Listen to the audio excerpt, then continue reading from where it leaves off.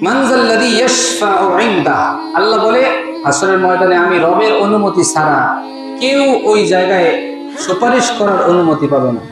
মানজাল্লাযী, এমন কে আছে, আল্লাযী ইয়াশফাউ ইনদাহু ইল্লা বিইজনিহি, তার রবের অনুমতি ছাড়া সেই দিন সুপারিশ করবে। অনেক জায়গায় তো এখান থেকে একটা কথা বললে কার গায়ে লাগা পড়ে আল্লাহ জানে।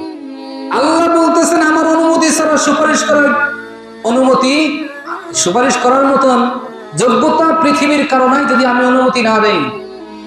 এখানে এখন বাংলাদেশে অনেক দরবার খোলা আছে, যেগুলো বাবার দরবার বলি। এই বাবার দরবারের লোক বলে নামাজ রোজার দরকার নাই, আমি তো তরানের জন্য আসি। বাবার দরবার খালি একটা গরু দাও, একটা ছাগল দাও, আর বাকিটা আমার জিম্মাদারি। এই জন্য মহিলা পুরুষ সব দৌড়ায়। এরকম দরবার বাংলাদেশে নাই। চিন্তা করেন, আল্লাহর কোরআনের ডাইরেক্ট বিরুদ্ধে।